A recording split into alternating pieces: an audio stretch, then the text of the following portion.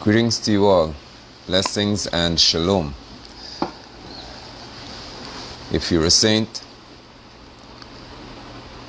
I greet you today in this, of course, unexpected, unplanned to some of you, but what I hope would be timely broadcast. I welcome you to it, as a matter of fact. If you can hear clearly and you can see clearly, please let me know so that I can speak to those of you who have rational minds and those of you who have any interest in what is proper, in what is right, and in what is wholesome to us or for us as a people.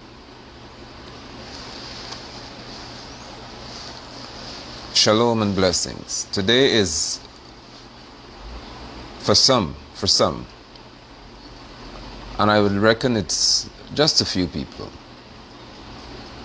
a day of great significance. They have such interest in, and I say again, I reckon that it's not many people. But there are people who have the view that today, in terms of this ruling that's about to be laid down by the Chief Justice of Guyana, South America, the ruling on the election petition, there's a notion that this ruling is going to be so impactful and so critical to the way forward that it requires their attention. I sincerely beg to differ. I'm therefore here to present to you with some review as well as some projections, and most importantly, the harsh reality that Guyana faces as a result of our inconsiderate, incompetent, and unconscionable politicians who, for the greater part, are excessively evil in their nature. They are inherently wicked.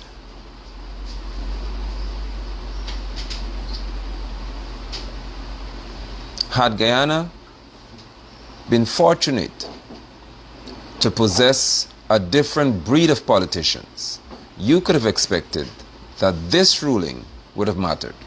As a result, or I should say rather, that if we had a different breed of politicians, we would have had no need for any election petition. The fact that this country, 1 year plus after the elections of 2020, according to Pope Gregory's calendar, can be at this juncture, it tells you of the nature of our politicians. 1 year. And we're still here. And it is not over yet. If you don't mind, shalom to all of you who are saints and joining. Please share this broadcast with someone who you know is not normally here with us because of a Facebook algorithm or some other challenge that they may have, but they may need to hear it. If you have the link to or a connection to APNU AFC, PPP Civic, ANOG, and all y'all, all of them, feel free to share this broadcast at their page as well, because they may need to hear it from what is an honest and truthful source, and someone who has nothing to gain from them, from a preacher who is less interested or least interested in any handouts from these people. I don't need anything from you all. You are incapable of purchasing me. And as a result of that, I shall speak to you in righteousness and truth. Most of you who followed me closely would recall that since March of last year, I was speaking, and actually before March of last year, I was speaking to this nation. I was speaking to our reality. I was speaking to the truth of our political system and how destructive it is to Guyanese people. If you go to the 2nd of March, when the elections were held, you would note, or actually before the 2nd of March, you would know that in the precursor to the election or before the election period, the PPP Civic boasted of hiring a lobbying firm called Mercury.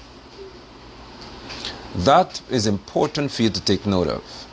For the first time in this country's history, a political party or the agents thereof sought to engage a foreign entity to help them to remove a sitting government in the name of elections. However, because if I understand what lobbyists do, I did a broadcast about that, to show you the tentacles of lobbyists. Lobbyists in the US are some of the most reckless and destructive people.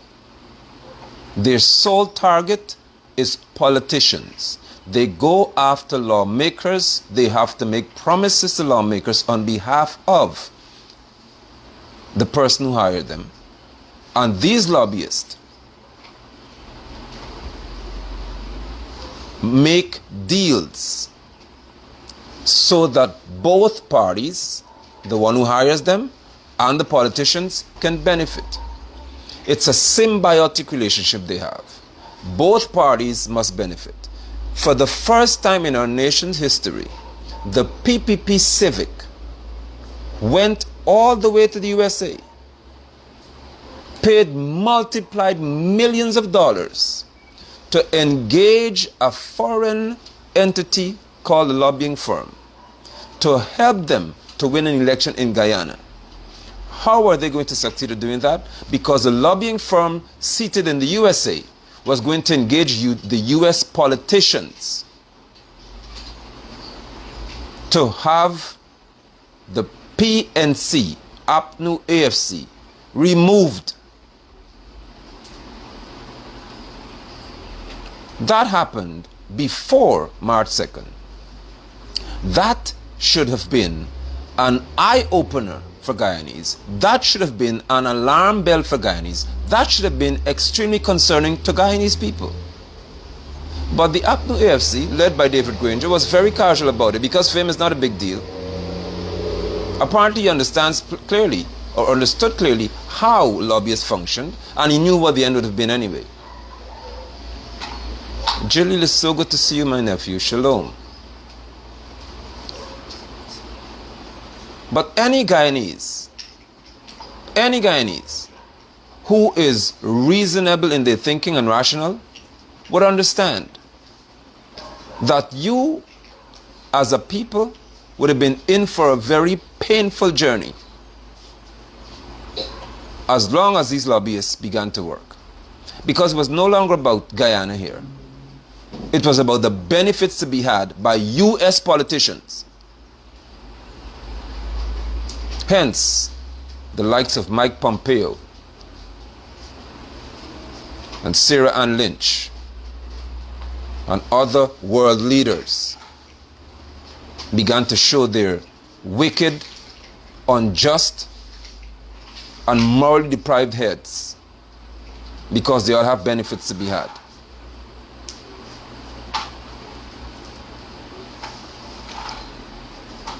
Somebody saying there's an interruption. Please, I don't want there to be interruptions. Please let me know whether the broadcast is streaming fine. It seems to be okay on my phone, on my end. But let me know whether you are okay so that we can proceed.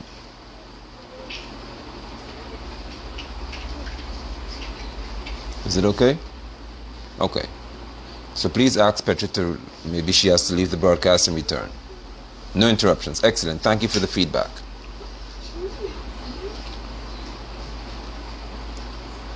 When March 2nd arrived, 2020, according to Pope Gregory's calendar, and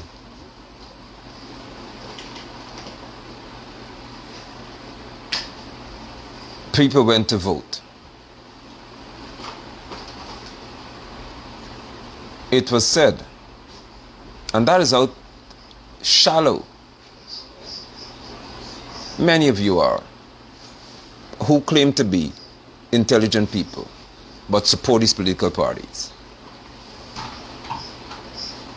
It was said that elections went smoothly. Did it? Okay. The elections proceeded smoothly. There were no issues apart from Anil Nandlal being accused of all kinds of stuff and so on, but that was not a problem because he and his friends were talking and as if it was just a casual thing.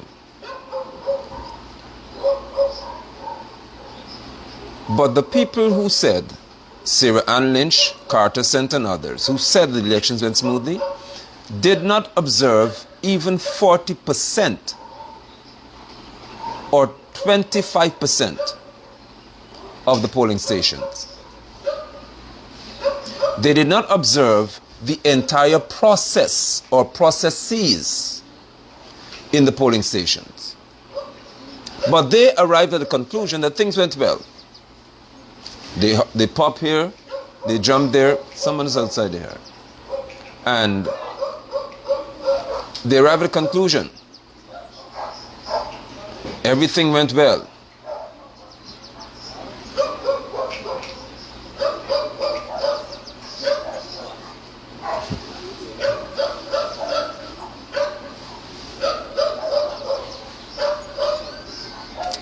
Out of that arose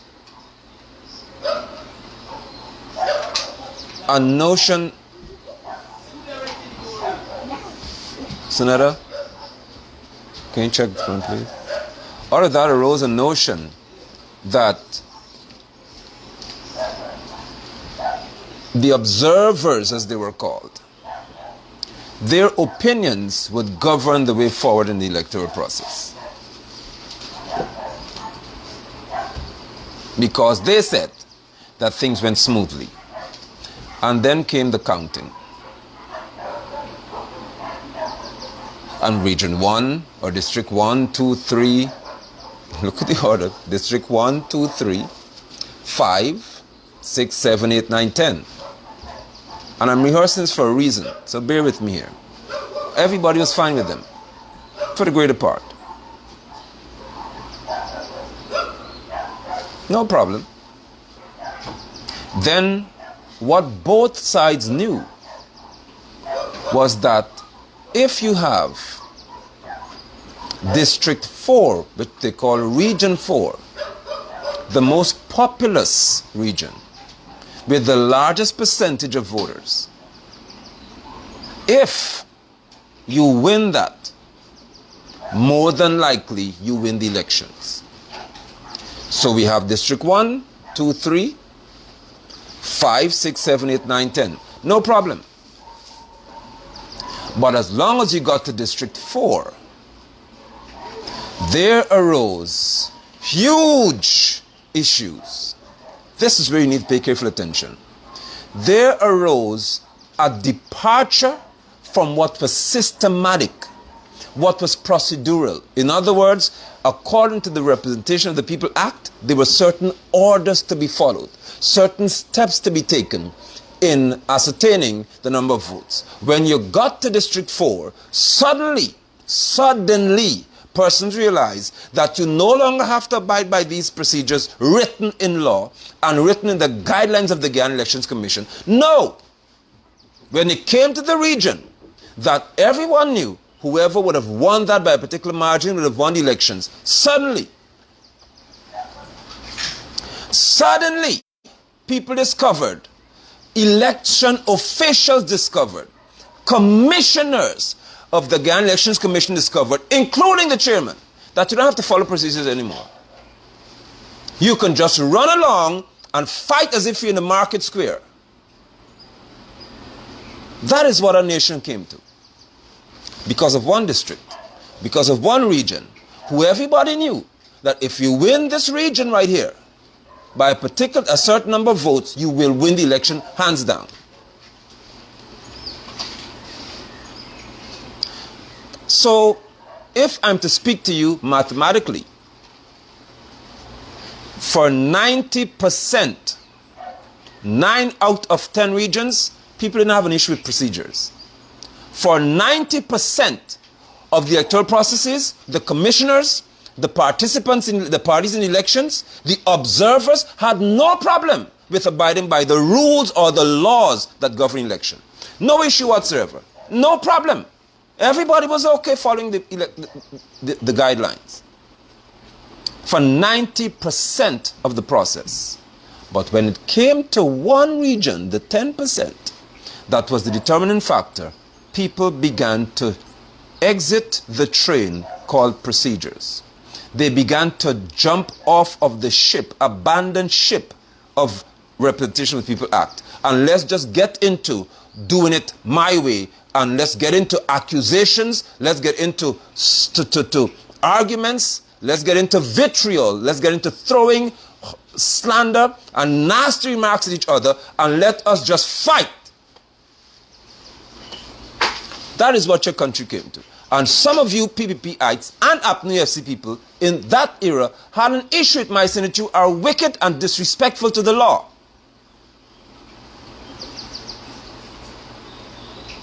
You neophyte parties, you newcomers who were just a part of the PPP's cancer and Guyana's political cancer. You knew exactly what was happening.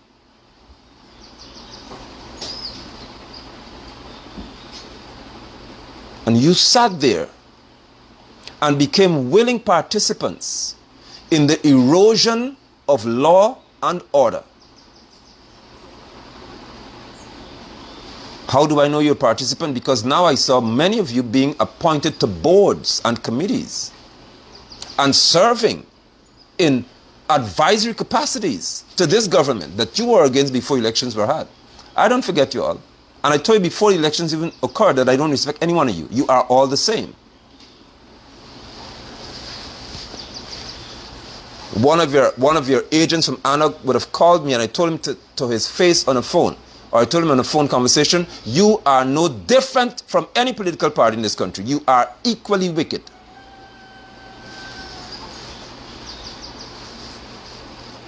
Am I proven to be wrong? Have I been proven to be wrong?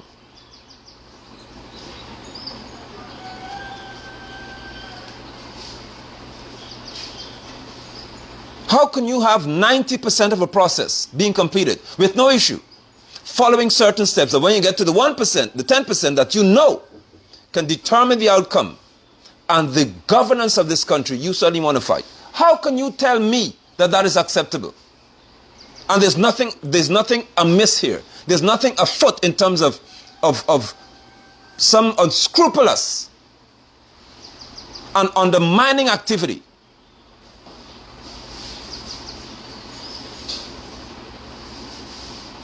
You were doomed from the day that District 4, because Mercury and everybody knew that, you were doomed from the minute that District 4 was allowed to be counted, the votes of District 4 were allowed to be ascertained in a manner that violated order. I'm not speaking to law yet. Order. You are not supposed to, in any way and at any time, override or interfere with the functioning of any Guyana Elections Commission official. That's the law.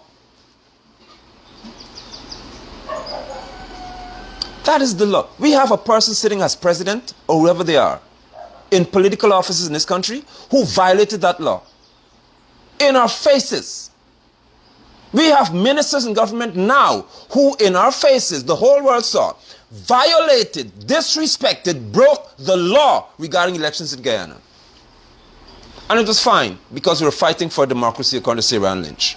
So according to Sarah Ann Lynch, you can fight for democracy by breaking the law.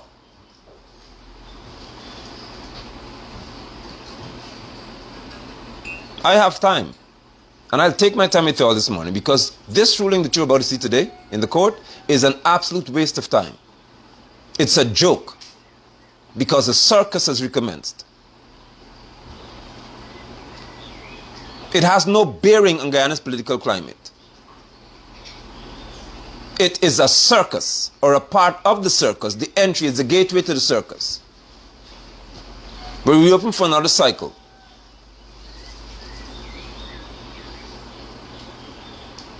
How can you tell me that you are supposed to be framers of law? You call the legislature, you the ones who go to parliament and make laws for Guyana. But in Ashman's building, you all were breakers of the law. You were violators of law. You destroyed any semblance of order in our electoral processes. And I must respect you all as lawmakers. Respect who? I respect none of you. And I say to you all the time, I have no regard for any one of you. You are all the same. What law can you make for me to abide by when you could not abide by any of them? In the name of fighting for democracy.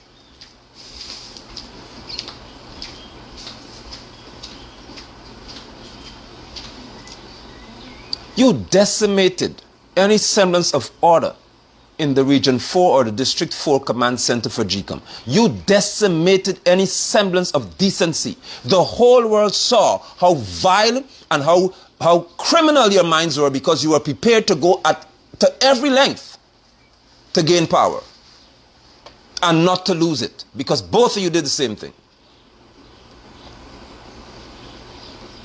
And I should have regard for you, and I should have high regard and high value for any one of y'all. When and how, under what circumstance must I respect people who would have shown me that they are eager to disrespect what is legally binding in this country just to get power? Why must I respect any one of you?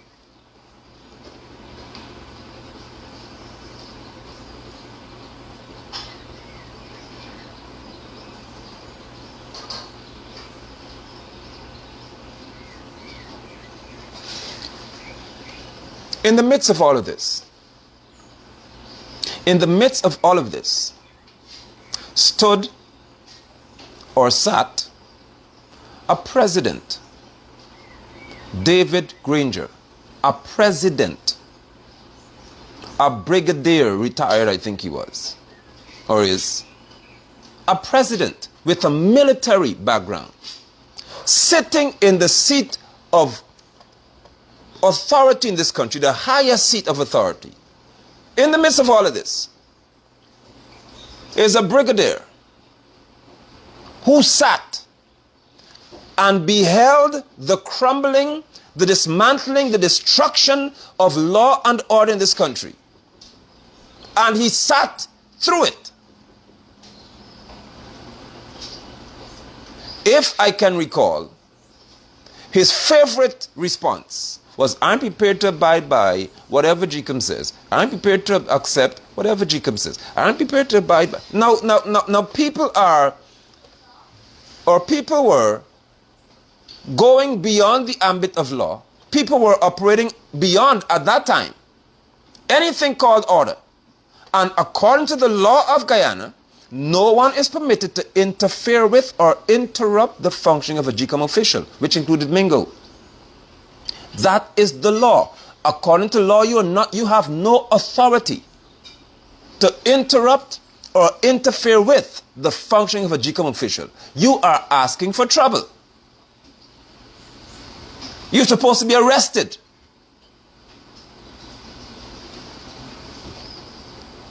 Especially a returning officer. You dare not interfere with the function of a returning officer. But in District 4, persons were allowed to do this. And David Granger, as a president, sat and watched this whole ship go over the cliff, over the fall. No problem.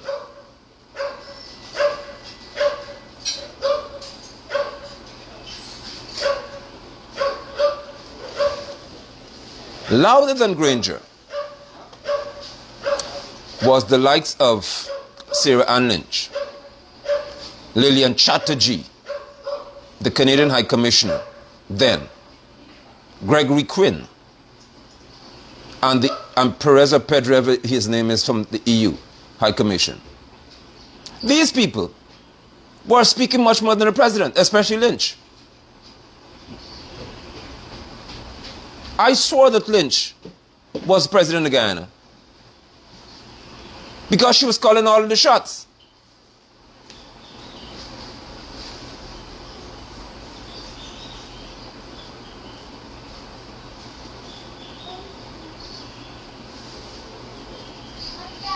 And we have a president who sat through it all. Or would have had a president, I should say. Who watched this nation disintegrate into chaos.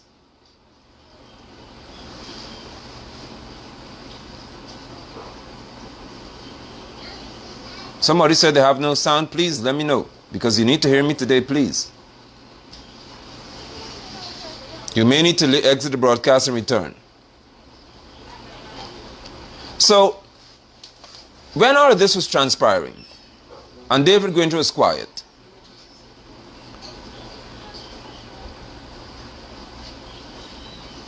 there were moves made, or persons went to or moved to the court.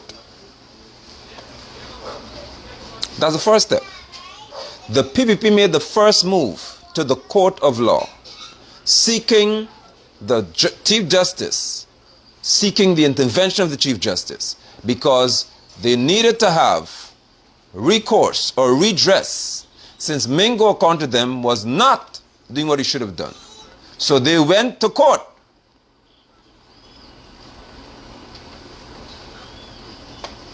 So that the Chief Justice could instruct Mingo as to what he should do and follow certain procedures. Because according to them, Mingo was supposed to verify, or whatever statements of poll they have, Mingo's numbers must be verified by them. There is no such law. None. Up until now, none, and any one of you, no commissioner from the PPP or any one of you could cite that law. There is no law that says that the political parties verify what Mingo says, what any returning officer says. No law. So you began to approach the court to invent laws, apparently to get you out to get what you want.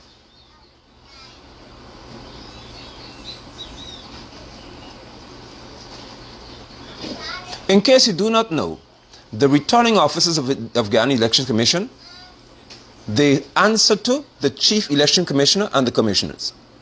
They don't answer to the political parties. So you cannot tell them what they have to do and get it done. But I saw, and according to you PPP civic people, the whole world saw what was happening in Ashman's building. You were instructing an officer of Guyana Election Commission, a senior officer at that, as to what he must do.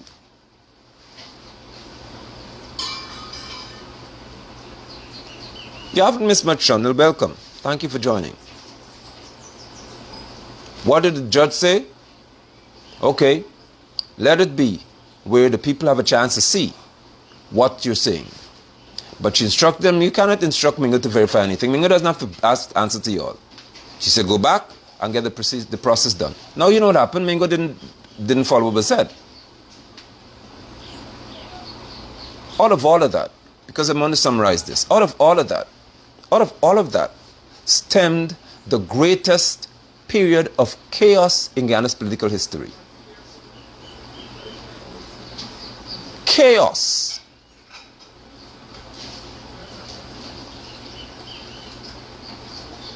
There was no other time in this nation's political history where, I'm speaking to electoral history, not the riots, where you witnessed persons so eager, I'm talking about politicians here, where you witnessed politicians being so eager to violate law while being supported by international bodies and ambassadors. It has never happened before in this country.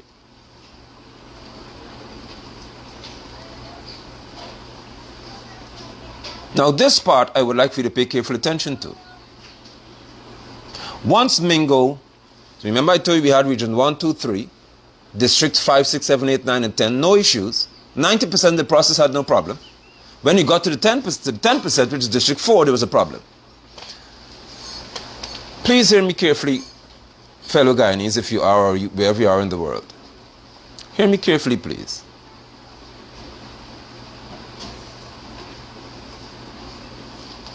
Once Mingo, as you call him, the famous name in Guyana, famous or infamous, whichever it is to you, as long as Mingo got through his declaration, which came about 2 weeks into it,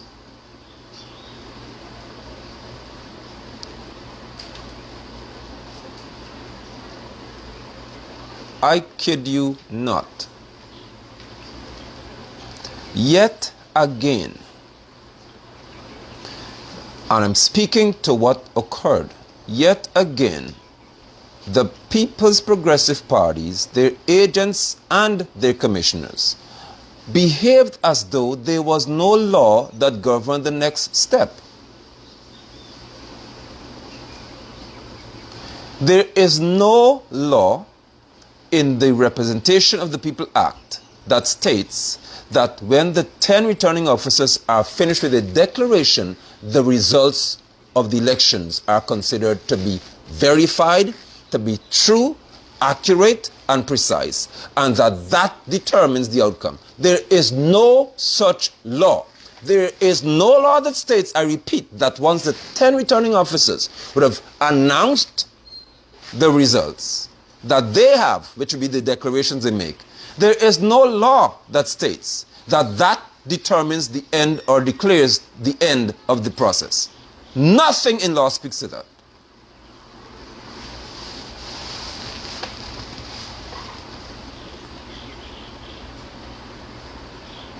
Now, I would like to have the morons like Bertram Boodoo, who's on my page, these fools, to answer that question for me now that I'm about to ask this question. Can you retards state one law? You don't have to state it by verbatim. You can paraphrase it. State one law that states that once the 10 returning officers declare the results that they have, that's the end of the process. You cannot. You cannot. I dare you to be that stupid publicly on my page. But when you observe the commissioners and when you observe the functionaries of the PP Civic Party, they behave as though this is the end of the process. So they began to raise a crazy alarm, and it was rioting and all the rest of it, when the commissioners, which would be this next step after the returning officers were finished, the commissioners of the Guyana National Commission were supposed to have in hand the 10 declarations. They have their statements of poll, and then they're able to verify by comparison and observation whether Mingo and anybody else would have been off track. It never happened. I'm still waiting for the morons to type, like Bertram Boodoo. Of course he's going to venture into some other snake hole. But if you don't respond to my question, you are ignored permanently. Cite one law. You don't have to quote it.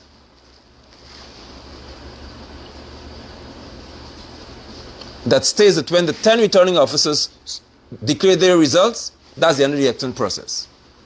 That is not verified by anybody else. You cite one law that supports that. In your own words, as they say in school, you give me the law that supports that. The law of Guyana states clearly the GCOM is guided by a procedure that includes and involves the commissioners of GCOM. The commissioner of the Guyana Election Commission never had a chance, never had an opportunity to sit as 6 commissioners with 1 chairman to go over the 10, to review or analyze, scrutinize the 10 declarations made by the 10 returning officers. It never happened. It never occurred because the PPP civic commissioners began to behave as though this law doesn't exist, and that's not their responsibility. So they began to join the groups who were giving interviews every minute and not doing their job. While David Granger sat and allowed that to unfold, because by then you were having the threats of sanctions.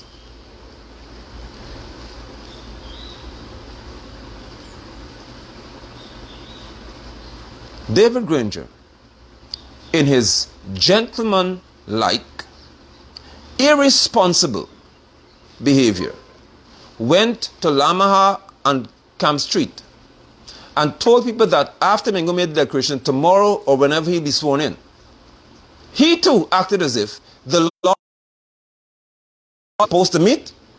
Then the Chancellor of the Judiciary is informed that there is a result that is verifiable or has been verified, the procedures have been followed, and now we can have a president sworn in.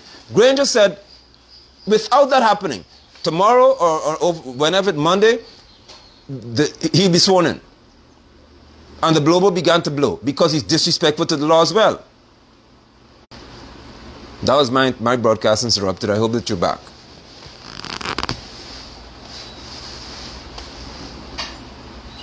It is irresponsible because you may have missed what I said. David Granger was irresponsible to go to Lamaha Street, wherever the blowers were, and say that he would have been sworn in the absence of the commissioners meeting, in the absence of the chief election officer submitting his report, in the absence of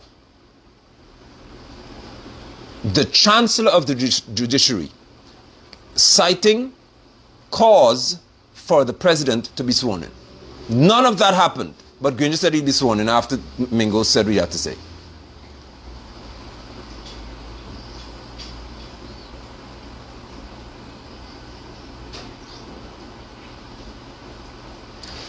Therefore, in the midst of all of this, I'm saying to you that we were surrounded by politicians or political activities that spoke to disregard for law. That's what the politicians did from the top down. They all demonstrated total disregard for law.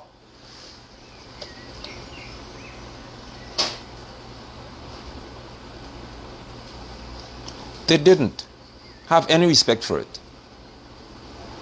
And the court proceedings began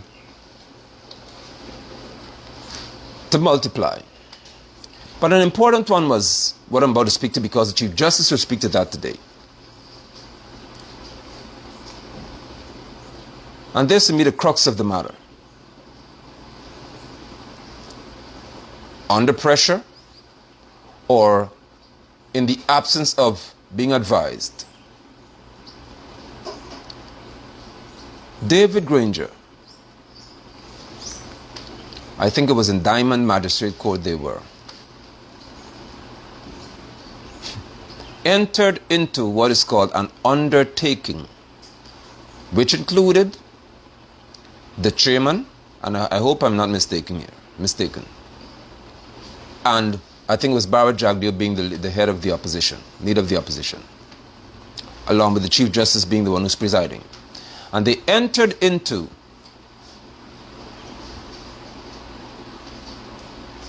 an agreement, what is called an undertaking, to have the infamous recount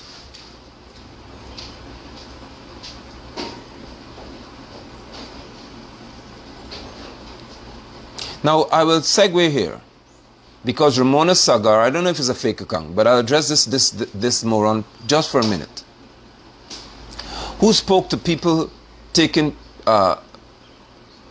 pay rises for yourself. She's speaking to the 50% Granger and others had, or the members of parliament had, so that, or I think it was 100 days in or something like that, they already took a 50% increase in their pay. I'll speak to this one here, for sure, Ramona Sagar, because I know that this fool will not respond after this. It's unlikely, or with anything sensible. Here's my response to you.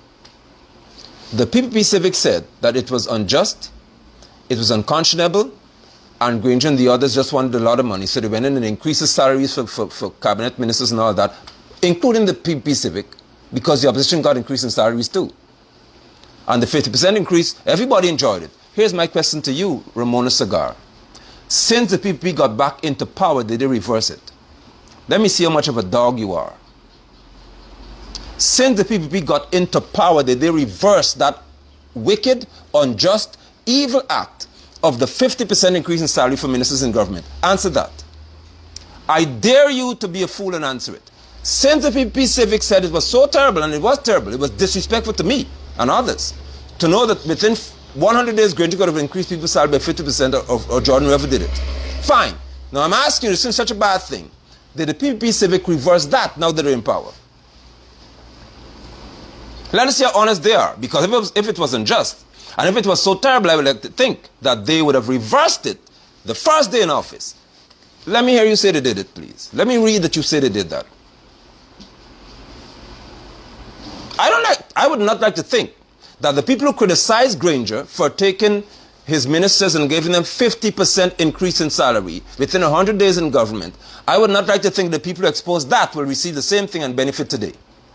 I have asked them since about 6 months ago or more to please PPP Civic, and maybe Ramona Sagar could make you all do it today. Publish for the Guyanese now, since Granger did such a bad thing with the salaries, publish for us now what your salaries are. We know Granger was bad, and we know Granger raised people's salaries by 50%. When public servant got 5 and 3 and good. Now what you will do is, you're going to let the PPP Civic publish, ask Ashley Singh to publish the salaries for all of the PPP Civic ministers, including and the president. It won't hurt you, would it?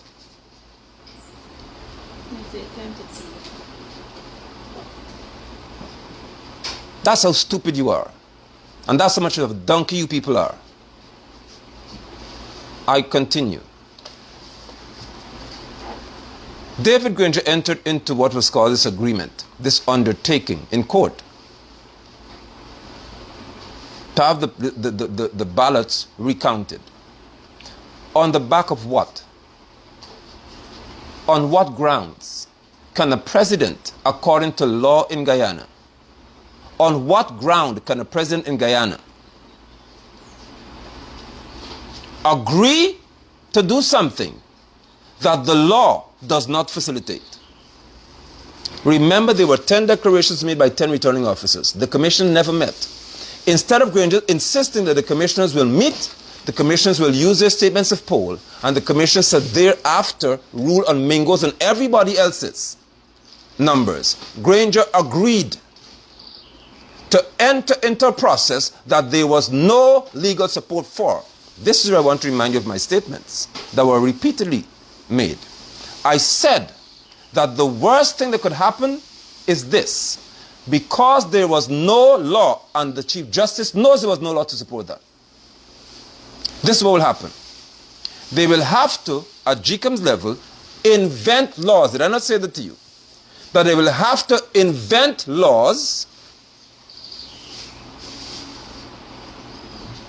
so that the process can be facilitated, because there was no law to facilitate it.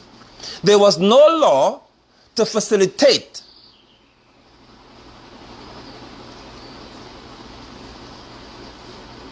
a recount. And I said to you repeatedly as Guyanese people, this is trouble, because they're going to abandon the law books of Guyana. They're going to abandon the constitution of this country, and they are going to invent laws to facilitate a recount. Now you have years of tried and tested laws, and within weeks or days, GCOM and others were supposed to arrive at new procedures. They couldn't call it a law, so they'd call it an order. A gazetted order. They'd call it an order to direct how this recount would be had. But there was no law. Has anybody seen Ramona? Because I'm waiting for you to answer me. I'm waiting for you to tell me, Madam Donkey, or Mr. Donkey, or It Donkey, whatever you are. Tell us all, when did the PPP reduce the salaries back to what it was? Before Granger changed it. They remove decisions, they reverse decisions, they remove people who are politically appointed, rightfully so, and they remove everybody, everything Granger did, they're trying to do, just reverse, but they're not reversing the salary scale here. So one of the PPP-ites, including Bertrand Boudi, he can't come back yet, because I asked him as well to tell me one law that states that you have the power, after the 10 declarations are made to say elections are over, swear somebody in. And you don't have to go to commissioner's level. You don't have to go to the chairman level. You don't have to go to.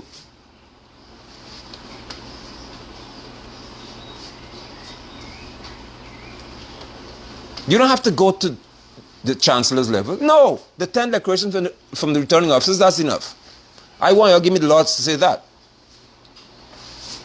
The law that supports that. I'm still waiting for you all. Because all you fools who come on my broadcast today, you give an account for what you have to say to me. I'm not the kind of preacher who just ignores you. I ignore you if I ask you a question, you don't want to answer me. But I'm not afraid of any one of you. You are trolls and you agents of foolishness.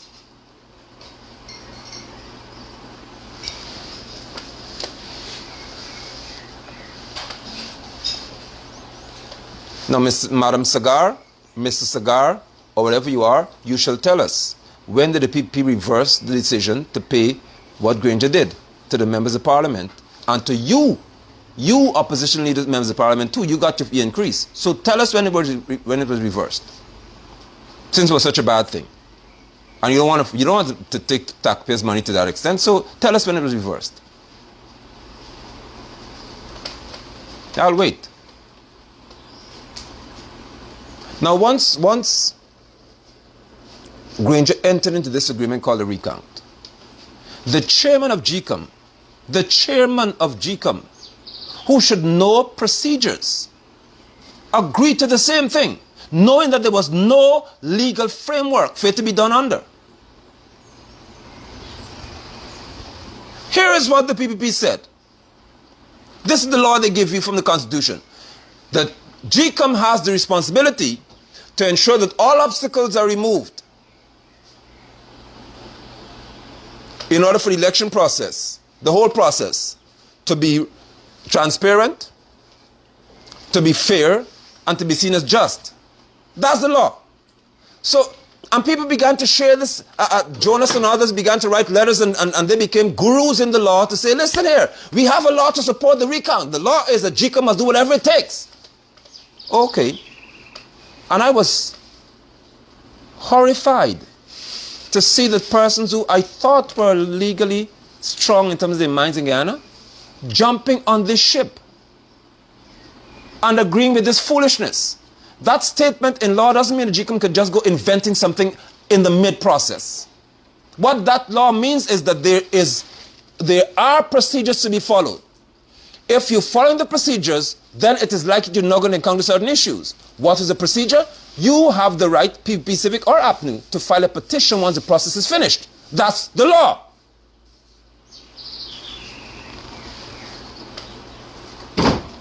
You all abandon that. You acted as though GCOM just has the power to throw the laws out the window and say, okay then, PPP don't like what we're doing, APNU doesn't like what we're doing, so we're going to just invent something and we'll flow along. That is not what the Constitution meant. And you all knew it didn't mean that.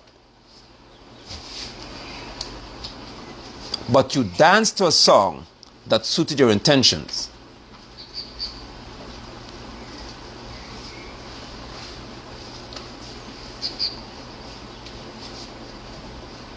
Out of that, I made a decision that it has to be extremely critical, almost life-threatening, for me to approach certain lawyers in this country to help me to do anything. And the court doesn't want me to do certain things on my own because they talk about legal terminology and all that. For me, I don't need any lawyer. I would have done many things myself. But the court say you have to have this legal mind because of the wording. Why? When I saw how our legal luminaries function in this country, I would never approach y'all unless I really have to. How can you suggest to people in this country that GCOM has the power to do whatever it takes, including abandoning what is legally required of them, because PPP doesn't like it? When did that become the law? There's no law that says that if a political party doesn't like the process that the law dictates and stipulates it must follow, you could just jump off that train and say, okay, then let's do something else. Granger agreed to that. Granger agreed to a recount. Granger agreed to a recount that does not exist in terms of legal framework. That's what he did. And there were two judges in a room, one retired, who suggested this was even possible. And you telling me that today's ruling has some merit or will make sense? I said to you all, and I normally repeat things for a reason, like this. I said to you all that the fact that a judge or judges were involved in this fiasco right here, even they cannot make rulings that are solely based on law. They'll have to claim to be interpreting the law. But they cannot make rulings based solely on what is written, because the process is mired. You have trouble on your hand. You entered into a pond, and you know the crocodiles were there waiting for you. And the crocodile is that you have no law to support your actions in a recount. So what do you do?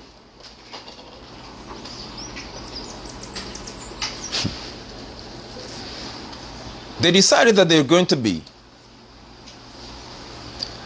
instead of statements of poll, you're going to have statements of recount, observation reports. Oh, it sounds good. You have statements of poll. You have got statements of recount. Elizabeth Hamilton says, I love to listen to you on certain things, as if I care. No, you don't like to hear me say to you, Jesus, batting your Jesus donkey, huh?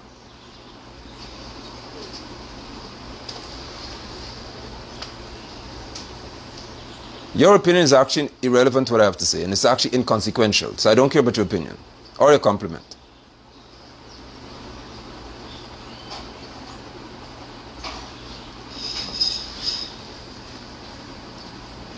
In the recount process, terms were coined like statement of recount and statement of or observation reports. Now, I'm a scientist by training. I'm not a preacher by training. I've never trained to be a preacher. My qualifications in science. And from science, the word observation is important to experimentation. I know what observation means. And I know for certain, because some of you never spent 20 minutes in science class, or didn't pay attention. But any science teacher in this broadcast will tell you, or science student will tell you, that when you have got an observation or a group of observations made, people hear me, the next step would have to be conclusions drawn based on the observation. You can't tell me the Claude Singh doesn't know that. And you cannot tell me no Chief Justice or any judge in Guyana doesn't know that. If you're going to have an observation report, the next step has to be conclusions drawn based on those observations. Last said the ruling should be 11 a.m. But I would advise you not to listen to it. Because I'm telling you that she's going to speak for maybe 4 or 5 hours, and you're going to hear 10 minutes of anything that speaks solely to law. I promise you.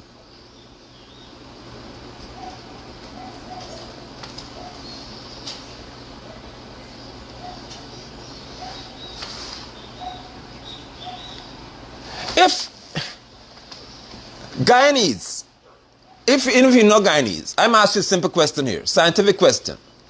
If you make an observation, okay, let me give it, I'm going back to my science teacher days and my science education supervisor days here now. Okay, if I present to you, can you pass me this? Okay, don't worry, baby. That's all right. Let's use this as a tool for teaching today. Observation and conclusion. If I show you this item right here, and I say to you, look carefully at this item. The moment I tell you to look at it carefully, you are making an observation. So what you're going to do, you're going to read if you can. Then I say to you, okay, the next instruction is, you remove the cover, you're following instructions here now. You spray the item. Okay? Then you observe again. Is there any fragrance, any smell, any scent? Yes, there is. The next step would be to take note or record your observation, scientific instruction. So you record, there was a flowery fragrance to it. It smelled like flowers. A floral fragrance. Okay, right. Listen to me, please. The next step I'll say to you is, what is your conclusion? Based on your observation. You would then say to me, okay, I conclude that because it smells like flowers, because I read the labels, and because of how it sprayed out the can, and the aroma filled the room, it has to be an air freshener. That is called a conclusion.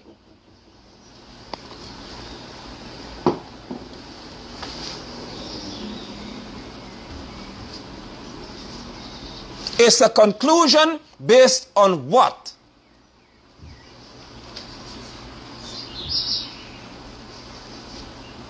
An observation.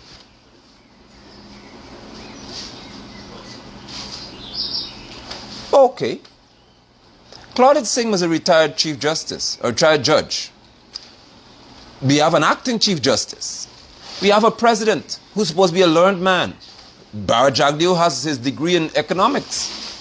Are you telling me that the 6 commissioners, the Chief Justice, and all of you PPP-ites and APNU-FC-ites could not understand that if you have observation reports, you have to draw conclusions from them? Is that what you're telling me? Are you telling me that are you telling me to accept that when you make observations in a recount, you are just supposed to have them there for no reason? How can PPP Civic Commissioners sleep at night with this kind of mentality? How can you even rest knowing that this is what you did? So what were the observation reports supposed to do?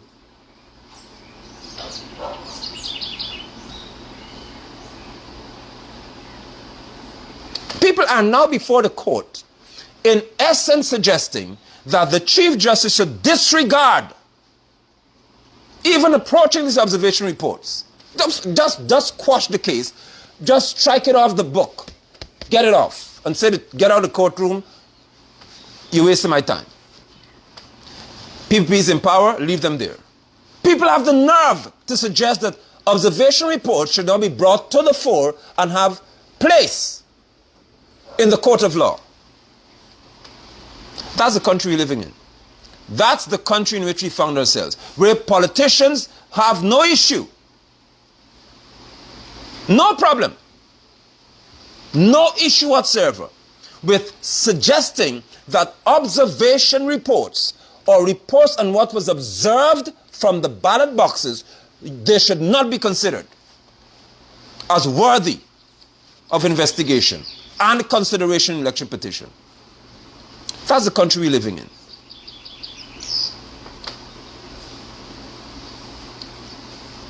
And I must not say that this country is cursed. This country is wicked. Guyana is at the top, I say again, at the hierarchy, that the upper echelon of society. You are the most wicked set of people.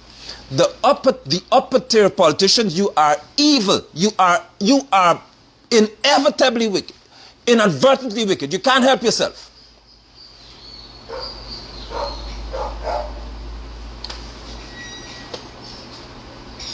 You have toyed with this constitution. You have played with the people of Guyana's intelligence or lack of it. And you've seen that you can succeed in doing so, so it doesn't bother you.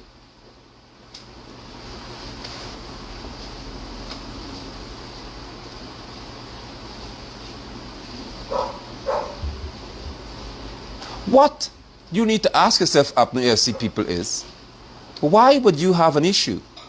Or why would you claim that the recount process was illegal if Granger agreed to it? If the preeminent citizen number one,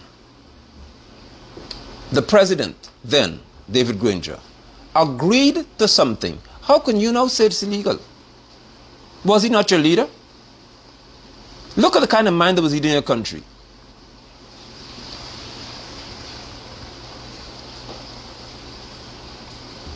Look are the kind of people you had at the top.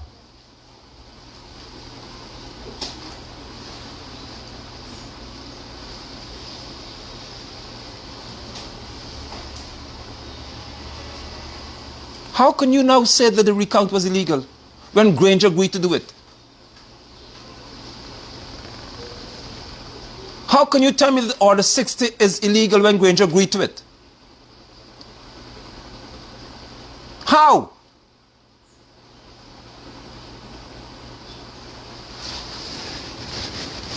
You ended up at the CCJ, the Caribbean Court of Justice, on at least 3 occasions, maybe 2 or 3.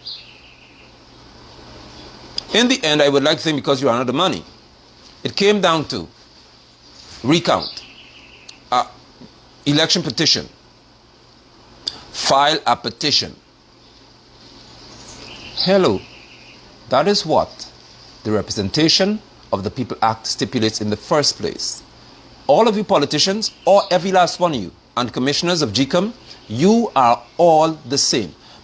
The law that you abandoned was very pellucid. It was quite clear that if you have any grief, any gripe, any issue with our returning officers or anybody would have done at any level, the party who is grieved has the right to file an election petition. That's Article 84, I think, 2 of the Representation of the People Act. There was nothing called a recount. It didn't say to go to the recount. If you don't get what you want, then you file a petition. That's what the PB civic commissioners were peddling all along. The law never said that. The law states that even if Mingo did the most ridiculous thing, the only recourse you would have had by law is to file a petition if and when the 6 commissioners would have met, along with the chairman, the chief election officer would have submitted his report to the chairman, the chancellor of the judiciary would have made a ruling. Then you file an election petition. That's the law. Granger allowed himself, for whatever reason, I would like to think he disregarded counsel. I honestly believe that. It can't be that this man was advised. I keep telling you that. It was not advised. It has to be the totally disregarded advice given to him.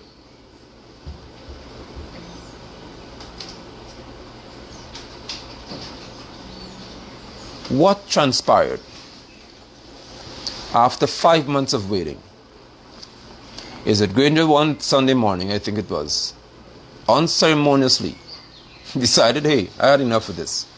I'm out. Never give a speech to his supporters. Never.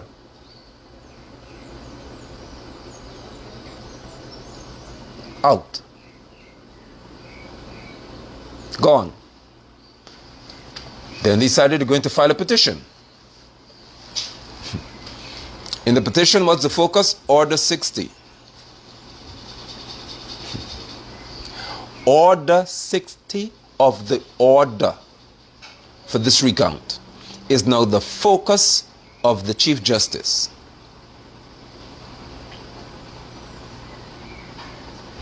Thank you, Tracy. I appreciate it. Order 60. And many of you tell me I should be president, I should run for president. Let me say this with you all, and maybe I'll do another broadcast about this matter. The only thing that will make me ever consider seeking an office of that nature in this country is if I see this political cycle proceeding into 2022, 23, 24. Because there has to be some voice in Parliament who can inform you all, as I do, without reservation, about what these people are involved in. Because beyond this are some undercurrents of immorality that you're yet to hear about. There's special committees or committee. There are people who are pushing through the back door for buggery and these things to be removed from the law of Guyana. They don't want to come to you for a referendum. So they're saying let the parliamentarians decide as to whether it must be legal for 2 men to be buggering each other. And I do not see one politician up until today who is prepared to come to us and say to us, this is what these people want to have happen. So my consideration will be based on what I see for my children's future in this country. Because it won't be said nobody went to that level to speak. Let that be clear, please. It will be based on a moral compass that I see is totally broken.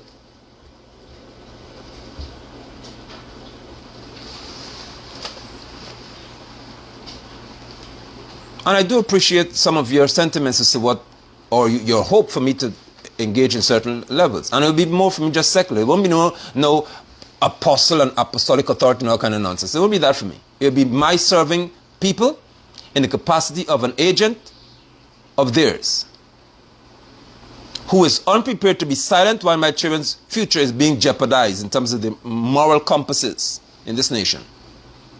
And the children of Guyana being endangered by these criminals who claim it's about consenting adults when they're involved with children. Don't take me on another path here, please. Because we have a grown man who said he likes boys, and he said it twice. And he's a free man walking the road today.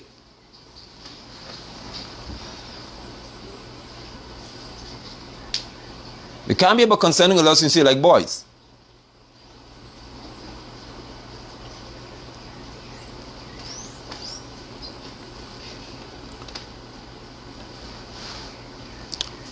Back to my point.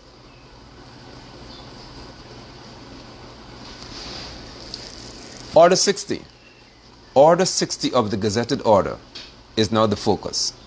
What is to be done once the observation reports would have been there? It's on the table now. You have to make a decision as to what you'll do.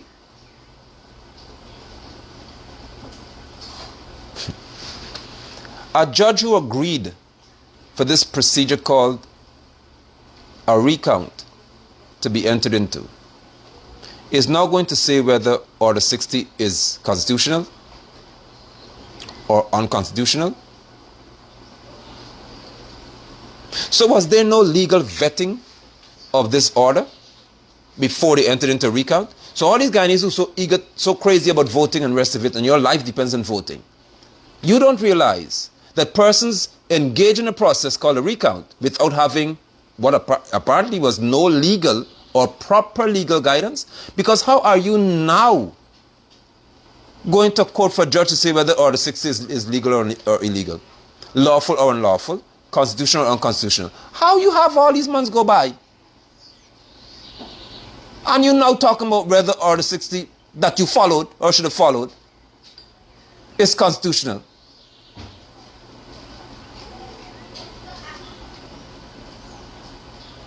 How?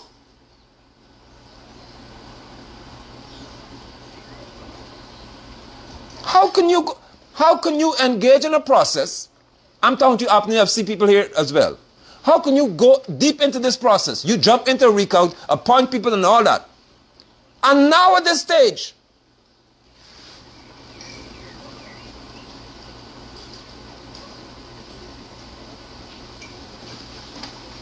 more than 7 months or so later, you are asking whether Order 60 is constitutional?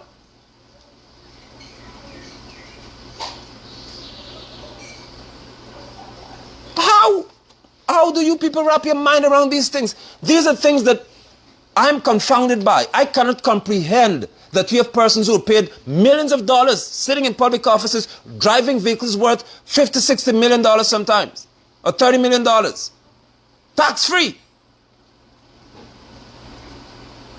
And taxpayers buying them for you ministers because y'all can't drive cars anymore. Most ministers in government now need Land Cruiser Prados to drive. Y'all cannot drive in regular vehicles.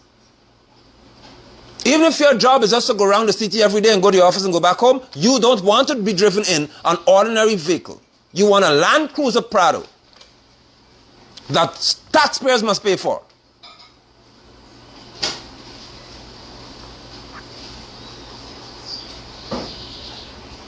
So I'm asking you the question, how can you sit and accept that you engage in a process called a recount that's so critical to whether you have power or not. And then now, 7 or 8 months later, you asking as to whether Order 60 of that said order is constitutional? How could the Chief Justice or the judge accept the framing of this order, sign on to it, and now you're asking if it's constitutional? Why didn't y'all go to the Chief Justice in the first place and say, Madam, we're about to enter the recount here. Would you please guide us as to whether this order could stand? You put Guyanese through all of this, and now you're going to court for Order 60 to be the focus of this whole ruling?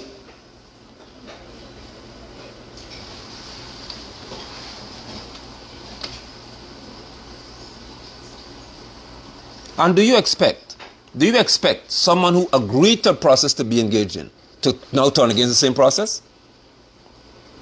That would be refreshing for me to see, that somebody in Guyana could agree to this process and say, okay then, I made a mistake.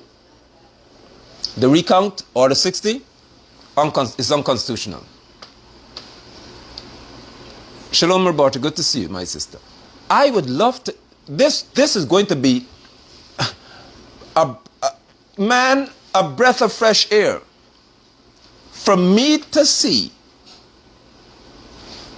a judge in this country say that what I suggested at the beginning wasn't right.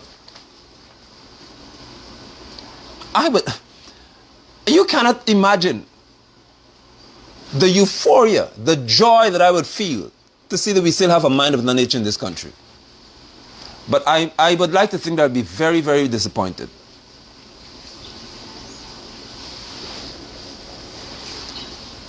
I conclude by speaking to the circus. Once this ruling is had today, the politicians that we are paying as taxpayers, who claim to be governing us, they're going to head to the appeal court. Either way, they will go to the appellate court. They are not going to accept what the Chief Justice says. Whoever loses will not accept what the Chief Justice states. And the only thing that will stop APNU AFC from getting to the CCJ is they don't have money to pay. But if they have money to pay, they're headed straight to the CCJ. What does that tell you? That our political leaders do not abide by law.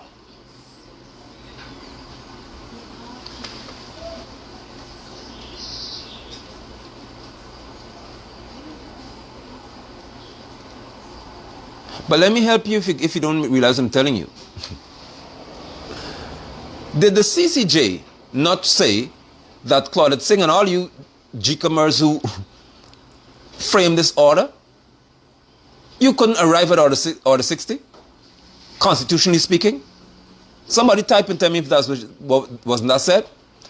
Did not the apex court, as you call it, didn't the highest court, this is the Caribbean Court of Justice, did those judges not say that the Order 60, that this Chief Justice not want to talk about again, was never supposed to be there in the first place?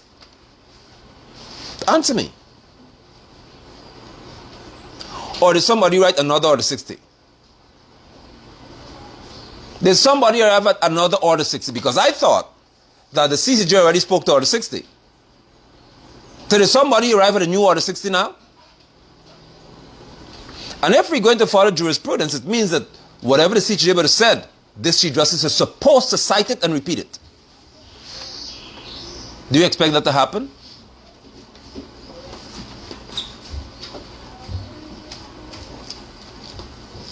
Do you all expect Menendez or whatever his name is, to accept that the CCJ had said that Order 60, because to get APNC out of power, Order 60 became the equation for CCJ? And Order 60 being deemed irrelevant to law or outside of the ambit of law, got the PPP in. Now, would you like to tell me if it is acceptable to hear that Order 60 suddenly becomes constitutional? Shalom, Michael. Good to see you. Mr. Kwamina.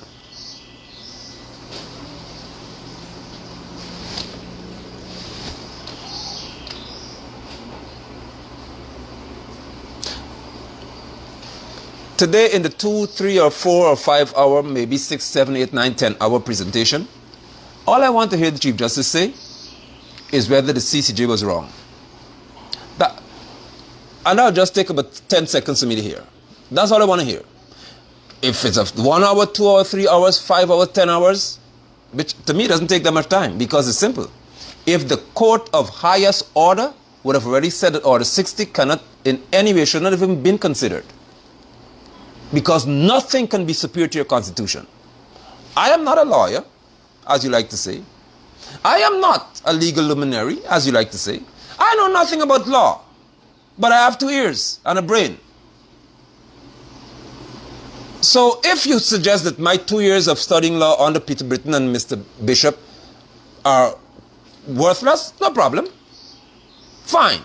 But what I want to know is, if at the highest court you are told that this particular order, nothing can override the Constitution.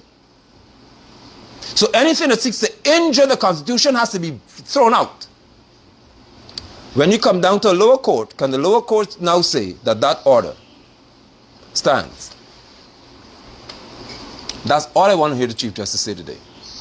There is nothing more for me to hear than that, because it will tell me exactly what the nature of our judicial system is. And I know what it is already. With that, I hope that Guyanese are prepared to engage or be entertained by this circus.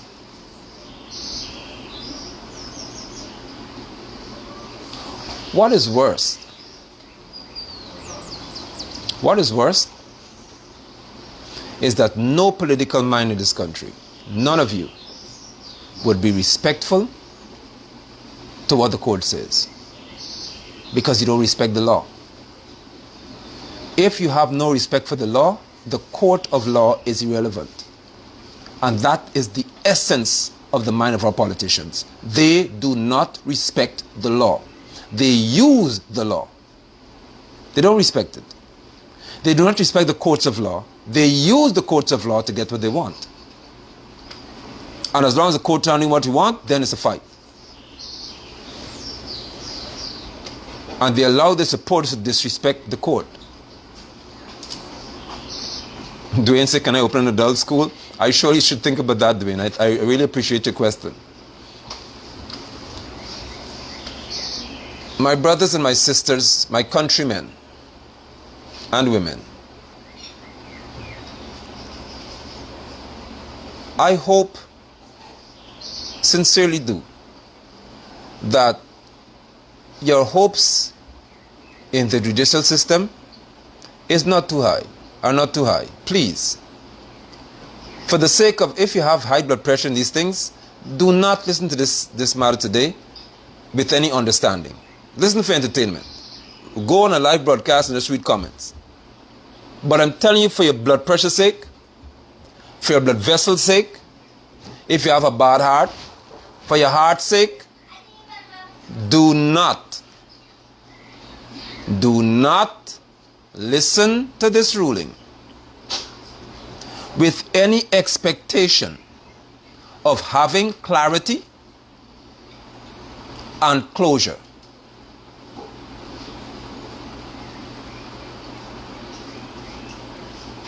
Additionally, it is laughable that David Granger would even be suggesting, implying, or in any way indicating that he still has a foot in politics, when he said after his departure that he's done with politics, hence Harman is leader of the opposition. Why would he want to lead a party if he's not involved in politics? Apnu AFC-ites, you don't like me, and in many cases the feeling is mutual. My advice to you nonetheless is this: if you want to look reasonably good, tell Granger to stay as far away as he can from Guyana's political environment.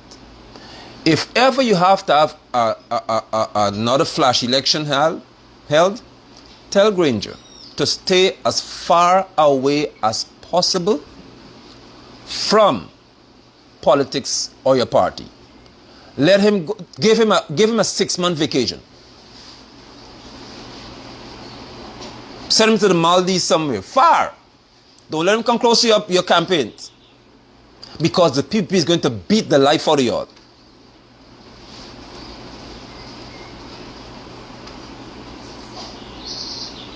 I have told you that David Granger is the worst and the weakest president this country has ever seen. He may not be the worst in terms of his demeanor or in terms of character, but in terms of leadership, that is the worst person you could have ever had for president. I appreciate that, Tracy and others.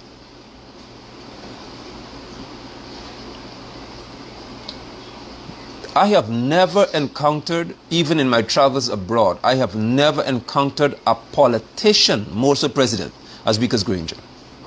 I could not imagine a man would sit and allow the Constitution that he swore to uphold to be decimated to this extent. It is impossible. Something was totally wrong.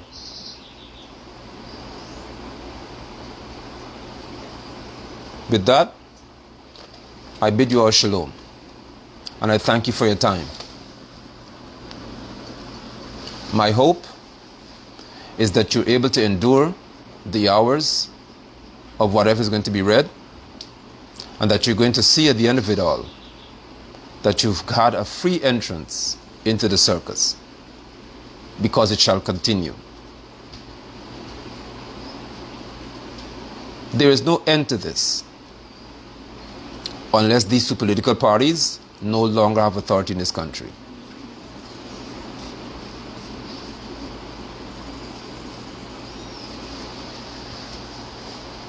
None.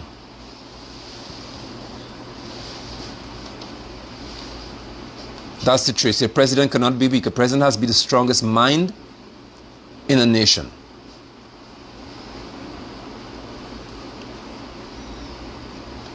If the PPP Civic and APNU AFC remain where they are, this country has nowhere to go. May I remind you, or inform you, I should say, that of all the 100+ nations in this world, almost 200 nations, I think, in the world, Guyana is the 11th in history. Hear me carefully. Of all the nations in this world, Little Guyana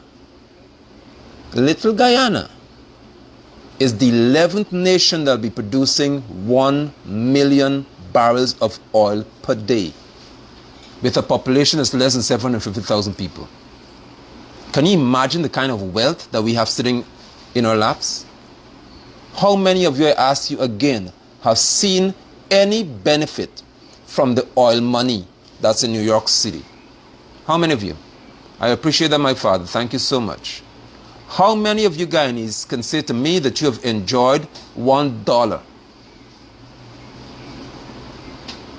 And I inform you that this country is touted to be, or become the 11th nation in history to produce 1 million barrels of oil per day.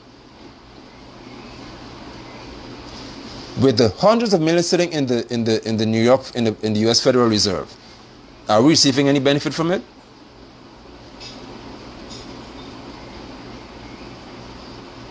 Oh, okay.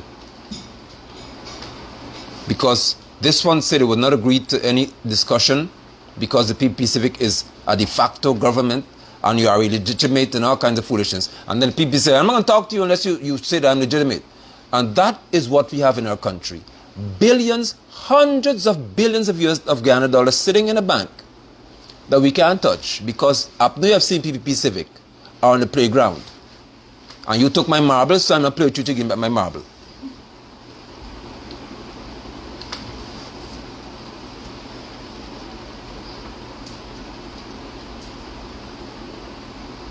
You all tell me you run for president. I'm telling you, if I run for president in this country and become president, I will build a state prison for these politicians. I hope you all don't die before then. I'll put you on an island in the Essequibo River.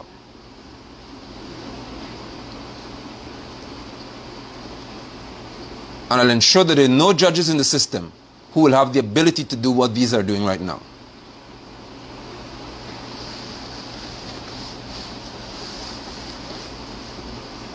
I appreciate you all so much. I thank you very much, my brothers and my sisters, my countrymen and women. I appreciate your being here. I thank you for your positive remarks. And at the end of the broadcast, at the end of this broadcast, I'm still awaiting the likes of Manga, Sanga, or whatever your name is, and Bochimbudu to tell us the two things they're waiting for. Did the PPP reduce or reverse the decision to have the 50% increase in salaries for the ministers in government and the members of parliament? No, is the answer. They still enjoy the benefit. Bochimbudu, you've yet to tell me that the law states that as long as the 10th returning officers state their declarations, it's over. Because you know what the law, you don't know what the law says actually. But you're stupid enough to know that you shouldn't back up that tree. What the law states is that you have to go through what's called a process of verification. Then you have a meeting of the commissioners. You have a meeting of the report by the chief election officer. The chairman informs the chancellor of the judiciary that the decision has been had and the elections have been completed. Then the process is finished when the chancellor swears the president in.